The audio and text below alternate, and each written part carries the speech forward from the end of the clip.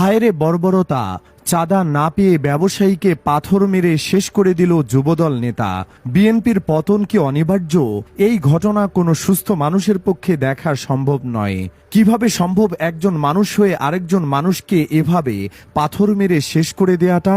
মানুষের পক্ষে এমন নৃশংসতা সম্ভব না হলেও এমন কাণ্ড ঘটিয়েছে এক বিএনপি নেতা।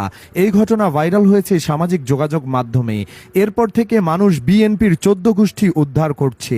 অবর্ণনীয় এই ঘটনাটি ঘটেছে রাজধানীর পুরান ঢাকায়, যে ঘটনা আমাদেরকে ফিরিয়ে নিয়ে যায় ৮,০০০ বছর আগের জাহিলিয়াতের যুগে।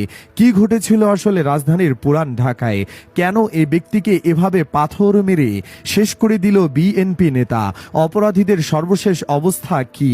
চলুন বিস্তারিত জেনে নেওয়া যাক। 2 মাস ধরে হুমকি দিয়েছে, এরপর আঘাত করতে করতে উলঙ্গ করেছে, মাথায় পাথর মেরে প্রাণ নিয়েছে, কিন্তু মরদেহ লুকায়নি, বরং হাত পা বেঁধে তা বাজারের মাঝখানে নিয়ে রেখেছে।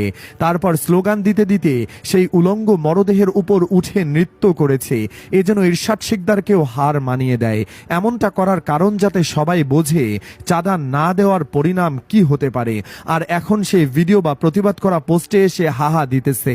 না, দলটার নাম আওয়ামী লীগ না, এই দলটার নামই বিএনপি। যাদের হাতে আমাদের ভবিষ্যৎ, যাদের হাতে আমাদের বাংলাদেশ। এখন প্রতিবাদের বাইরে আমার আর আপনার দায়িত্ব কি?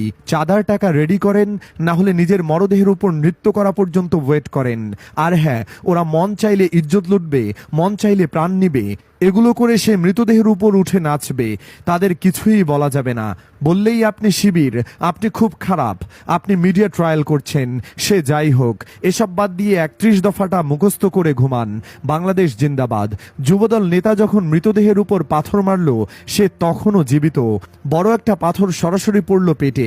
সোহাগ নামের ওই ব্যবসায়ী ঘুরে গেল, চিত হয়ে আকাশের দিকে তাকাইল, আকাশের দিকে তাকায় হাত মেলে দিল। কাদায় শরীর মাখামাখি। সেই নেতা আবার পাথর তুলল, এবার সোজা বুক বরাবর আশ্রে মারল।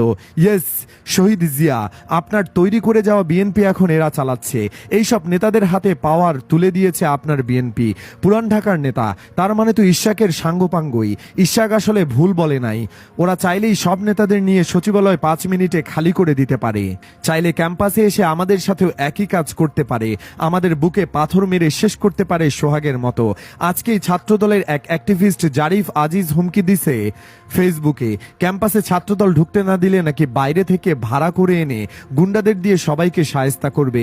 জুলাইতে চশমা পরা একটা বাচ্চা ছেলে আমাদের বলেছিল ভীত হতে, এমন স্তরে চলে না যেতে যেখানে গেলে আল্লাহ হেদায়েত বন্ধ করে দেয়।